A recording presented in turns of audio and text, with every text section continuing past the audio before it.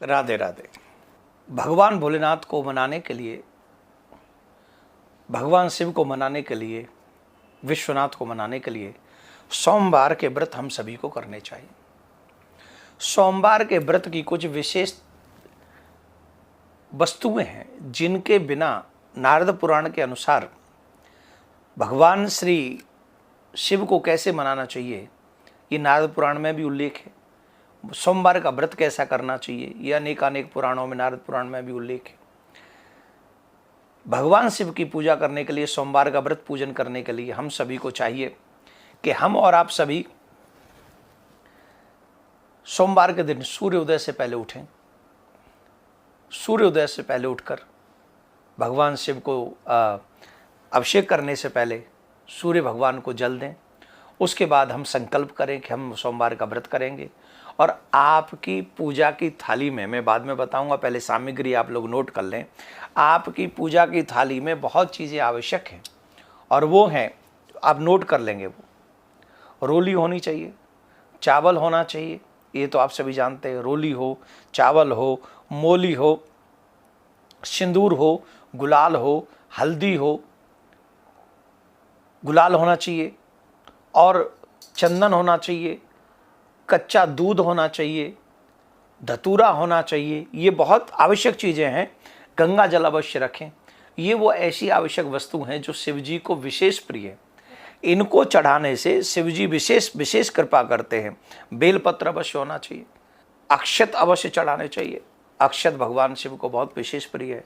और एक और बात ध्यान रखें, दूध से बनी हुई कोई मिठाई सोमवार के व्रत में शिव जी के ऊपर अवश्य हमको उनको भोग लगाना चाहिए। भांग इत्यादि भी तो आप सब समझते ही। मैं आपको बताता हूँ, सोमवार का व्रत किन लोगों को करना चाहिए। जिन बच्चों को पढ़ाई में मन नहीं लगता हो, उनको सोमवार का व्रत करना चाहिए। जिन लोगों की शादी में देरी हो रही हो, उन लोगों को सोमवार का व्रत करना चाहिए। जिनके घर में क्लेश होता हो, उन लोगों को सोमवार का व्रत करना चाहिए। जिनके काम में बहुत विघ्न आती हो, उन्हें कम से कम 16 सोमवार के व्रत करने चाहिए। काम नहीं चल रहा है, घर में क्लेश है, ऐसे लोगों को विशेषतः सोमवार का व्रत करना चाहिए। ऐसे लोग जो सोमवार का व्रत करते हैं, भगवान शिव उनके ऊपर बहुत बहुत बहुत जल्दी कृपा करते हैं। मैं आपकी जानकारी के लिए बता दूं, माँ सती ने श्रावण मास में ही, माँ सती ने श्रावण मास के सोमवारों की व्रत किए थे, जिसके कारण माँ सती को भगवान भोलेनाथ पति के रूप में प्राप्त हुए। तो हम सभी को चाहिए कि हम सभी माँ सती के पद चिन्हों पर चलकर श्रावण में भगवान शिव के सोमवार के व्रतों की पूजा करें, पार्थिव शिवलिंगों का निर्माण करें। एक वैश्य थे, बड़े धार्मिक प्रवृत्ति के थे, पति पत्नी थे, बड़े धार्मिक प्रवृत्ति के थे दोनों। महादेव के सच्चे उपासक थे। महादेव की पूजा, नित्य पूजा वंदन किया करते थे। हमेशा अहरनिश महादेव की सेवा में रत रहते थे। अपना कार्य भी देखते थे पर स्वधर्म पर चलते थे। उनके घर में एक तकलीफ थी। उनके घर में बालक नहीं था, बाकी का सब था। अच्छा मकान था, काम अच्छा था, व्यवहार अच्छा था, स्वभाव अच्छा था, सब कुछ बहुत अच्छा था, पर पुत्र नहीं था। तो एक दिन सेठानी जी रो पड़ी अपने पति के आगे, वैसे महादेव ने हम सबको सब कुछ दिया है, पर हमारे बाद हमारी पीढ़ी को कोई जल देने वाला नहीं होगा। कोई एक बालक होता तो कम से कम हमारे जाने के बाद हमारे पितरों को जल मिलता रहता। प्रत्येक स्त्री विवाह के बाद अपने आप को संपूर्ण तब समझती है जब उसका मातृत्व जागृत होता है। और मातृत्व जागृत होता है संतान उत्पन्न होने के बाद। हमारे शास्त्रों में अगर आप देखें तो विवाह का मतलब सिर्फ इतना ही है कि विवाह इसलिए हो कि संतान हो जाए, जिससे आगे वंश चले। इसके ज़्यादा शौक मौज और पिकनिक स्पॉट के लिए विवाह नहीं है कि घूमने फिरने अटरम से। ये ठीक है, इट्स ओके, जो तुम चाहते हो you can do it, but विवाह होता ही है एक संतान हो जिससे सृष्टि आगे बढ़े, तुम्हारा वंश आगे बढ़े, सिर्फ इतना सा उद्देश्य है। तो सेठानी रो रही थी, तो एक दिन कहा कैसे करें, महादेव से प्रार्थना करनी चाहिए। तो महादेव के मंदिर में अभिषेक करते करते सोमवार का व्रत रखते थे, दोनों सोमवार का व्रत रखते थे। तो महादेव से प्रार्थना करी, और जब महादेव से प्रार्थना करी तो महादेव प्रकट हुए, और महादेव ने कहा कि तुमको पुत्र होगा, लेकिन बात एक ही है, 12 साल की आयु होगी उसकी, बस मात्र 12 साल। अब न तो सेठ जी खुश रह सके और न दुखी हो सके। कहीं कहीं ऐसा भी आता है कि महादेव नहीं आए, स्वप्न में सेठ जी से महादेव ने कहा कि तुमको पुत्र होगा, लेकिन 12 वर्ष का ही होगा, बस 12 वर्ष तक ही रहेगा। दोनों बात समझ के चलो, प्रकट भी हो गए या स्वप्न में आया। कल काल में स्वप्न भी तो साक्षात्कार ही माना गया। तो अब सेठ जी इस बात को किससे कहें, और सिर्फ सेठ जी को पता था, सेठानी को पता नहीं था। बब बेटा हुआ, 9-10 महीने बाद बड़े खुश हुए सेठानी जी, बड़ी प्रसन्न, मोहल्ले में बड़ी रहल चल हो गई, अरे वाह वाह वाह, इतने सालों बाद पुत्र हो गया, पुत्र हो गया, बड़ी खुशी थी, बड़े आनंद में थे, सब मगन हो रहे थे, सब खुशियां मना रहे थे। पर वही है वही जो राम रचि राखा, को करे तर्क बढ़ावै साखा। इतना ही था। होता क्या है, बोले जो राम स्वीकार करें, शिव जिसे स्वीकार करे, सिर्फ उतना ही होगा। तुम कितन तू कछु और विचार करे नर, तेरो विचार धर्यो ही रहेगा। चाहते क्या नहीं, हम लोग क्या नहीं चाहते, हम तो यही चाहते हैं कि हम यहाँ कथा कर रहे हो, बड़ा भयानक पंडाल हो, भयंकर बहुत विशाल विकराल पंडाल हो, और महाराज जहाँ तक दृष्टि जाए वहाँ तक लोग ही लोग बैठे हों।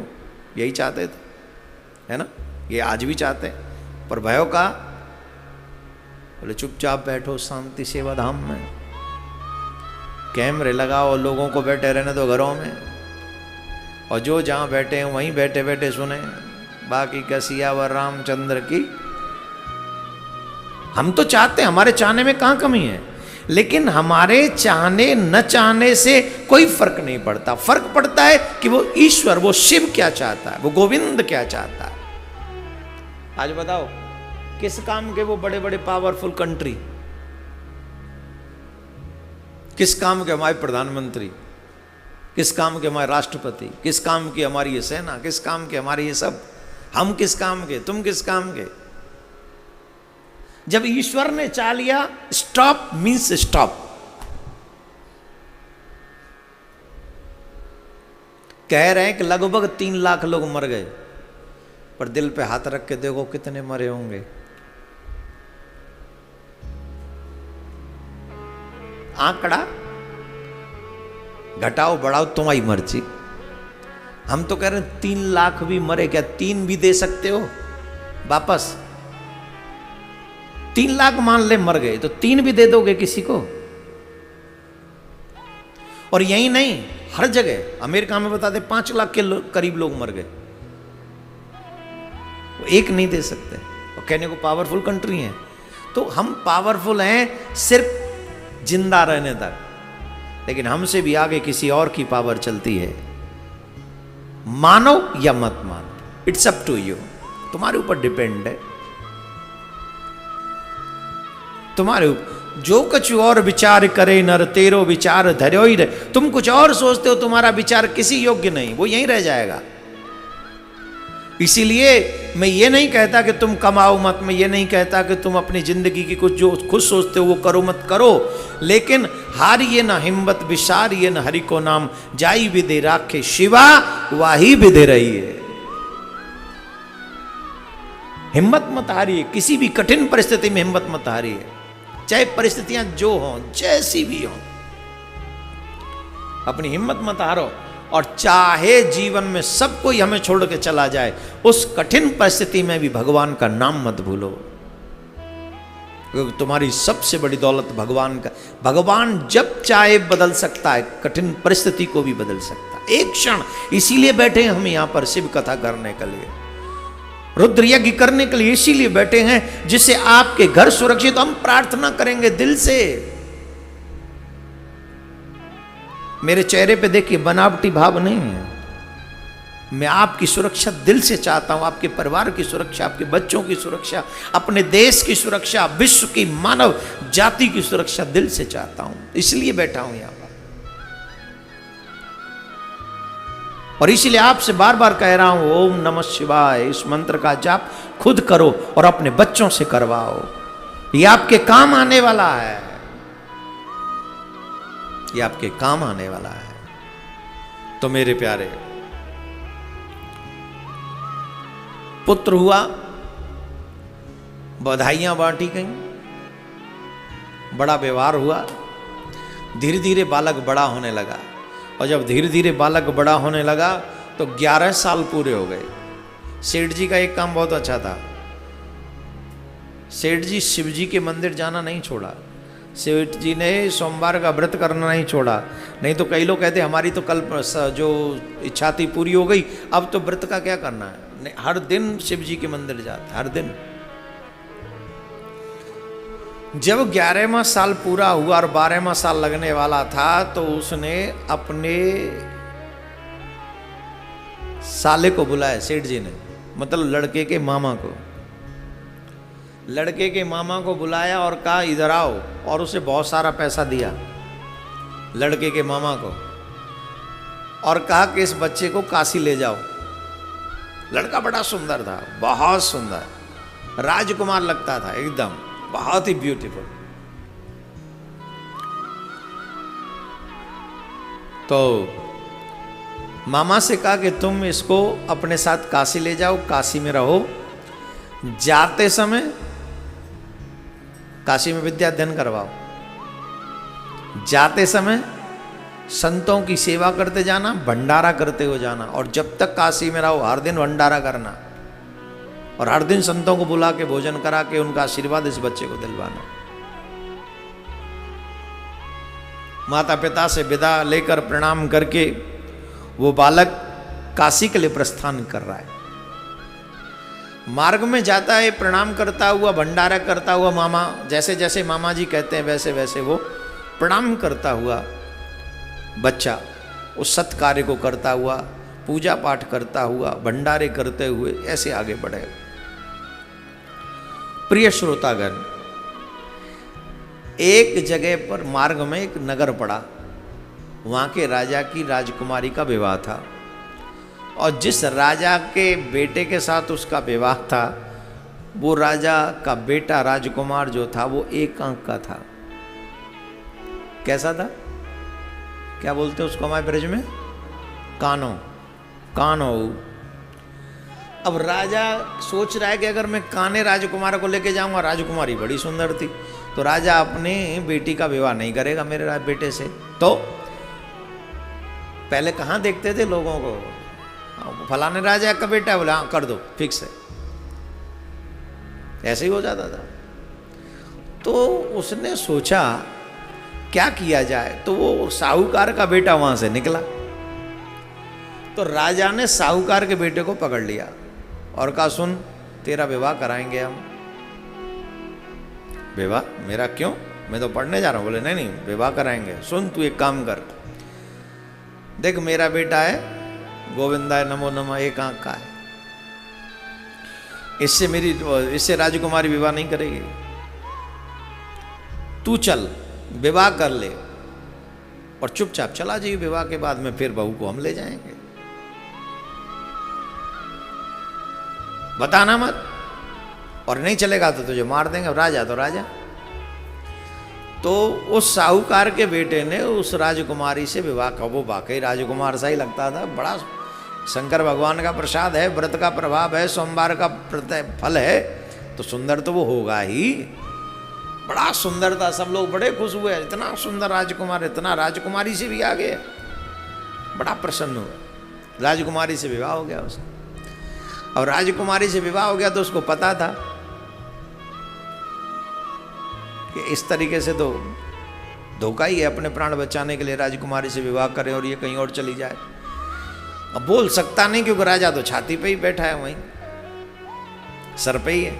तो क्या करें, उस साहूकार के बेटे ने राजकुमारी की चुन्नी पर, उसके पल्ले पर लिख दिया, बैठे बैठे उसकी चुन्नी पर लिखता गया, मैं साहूकार का बेटा हूँ, मैं राजकुमार नहीं हूँ, मैं काशी पढ़ने जा रहा हूँ। इस राजा ने इसका बेटा जो है काना है, पूरी लिस्ट लिख दी, जो स्टोरी थी, ब्रेकिंग न्यूज। मेरे बाद ये अपने बेटे काने बेटे के लिए तुझे ले जाएंगे, मैं तो जा रहा हूँ काशी। जब फेरे वेरे के बाद में राजकुमारी गई, चुनरी उसने देखी तो उसमें पूरा लेटर लिखा हुआ था।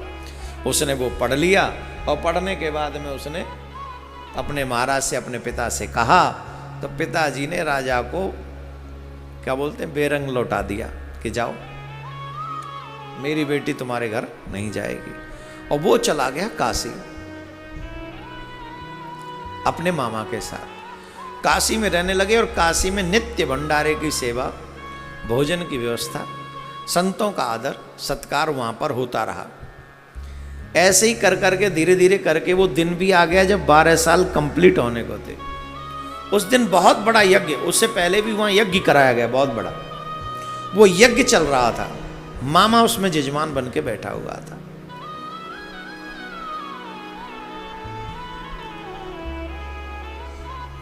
जैसे ही वो 12वां साल पूरा हुआ, बेटा यज्ञ में से निकल के आया और मामा से कह के कि मेरी तबीयत थोड़ी सी खराब हो रही है, मैं जाके थोड़ा विश्राम करता हूं, आप यज्ञ संपन्न करा। और ठीक जहां पर वो रुके हुए थे वहां आकर वो लेट गया। अब लेटना क्या था, वो दिन पूरा था। गोविंदाय नमो नमः। मामा ने देखा भांजा आया नहीं, बहुत देर हो गई, तो वो भांजे को देखने के लिए वापस आए। और जब भांजे को देखने वापस आए तो भांजा तो था ही नहीं। अब मामा रोया नहीं, क्योंकि यज्ञ में बैठा है, यज्ञ का जजमान है, रोऊं कैसे? रोया ही नहीं। कितना कठोर हृदय किया होगा उस। भांजा भी बहुत प्रिय होता है मामा को। ये तो अब थोड़े से मामा पैसे हो गए, नहीं तो मामा का मतलब आप समझ रहे, मामा 2 माँ का शब्द जुड़ा है, बहुत लाड़ प्यार करते हैं मामा। पर आजकल तो जो भी है समझो आप। यज्ञ संपन्न कराया और जो फूट फूट के रोया, जो फूट फूट के रोया, जो फूट फूट के रोया। यज्ञ से, संतों के उस सेवा भाव से महादेव प्रसन्न हुए। पूछा बताओ क्या चाहिए? माँ पार्वती ने बाबा भोलेनाथ से कहा, ये इतना छोटा सा प्यारा सा बच्चा है, इतना बड़ा इसने यज्ञ कराया है और ये रो रहा है, ये दुखी है, क्यों? शंकर भगवान माँ पार्वती माँ के निकल रहे थे, पार्वती माँ को दया आ गई, ये क्यों रो रहा है? बोले देवी, इसको हम ही ने 12 वर्ष का आयु दिया था। अब इसके माता पिता सोमवार का व्रत करते थे तो हमसे पुत्र मांगा, हमने दे दिया, लेकिन 12 वर्ष की आयु आज उसका वो समय पूरा हो गया। बोले नहीं प्राणनाथ, ऐसा मत कीजिए, ये छोटा सा बच्चा है, मैं माँ हूं, मैं जानती हूँ उसकी माँ पे क्या बीतेगी, मैं माँ हूं, मैं जानती हूं, और इस दर्द को माँ के सिवा कोई और नहीं जान सकता है। इसलिए आपसे हाथ जोड़ के प्रार्थना कर रही हूं, मेरे कहने से इसकी आयु बढ़ा दीजिए। महादेव प्रसन्न हुए और बच्चा उठ के खड़ा हो गया और मामा का हृदय प्रफुल्लित हो गया। बोलिए भोलेनाथ भगवान की, काशी विश्वनाथ की, पार्वती मैया की। वैसे मैया ज्यादा दयालु होती हैं पिताओं से, महादेव से भी ज्यादा दयालु माँ पार्वती, सच्ची बता रहा हूं मैं। माएँ बहुत जल्दी दया कर देती हैं, बहुत अतिशीघ्र प्रसन्न हो जाती हैं। मामा बड़े प्रसन्न हुए, बोले भांजे यज्ञ पूरा हो गया, पढ़ाई पूरी हो गई, चलो वापस चलते हैं। वापस जब जा रहे थे तो उसी नगर में पहुंचे। जब वहां के निकल रहे थे तो वो देख रहा था राजकुमारी गई होगी कि यहीं होगी। विवाह हो गया था, छोटे छोटे बच्चों का भी मन तो करता ही है, चाहे विवाह के नियमों को न जाने पर बहू का नाम तो जानते ही हैं। 7-8 साल 9 साल 10 साल के तभी से कहते बहू बहू, जाने न ताने फिर भी बहू, और जब बड़े हो जाते तो फिर ले बहू।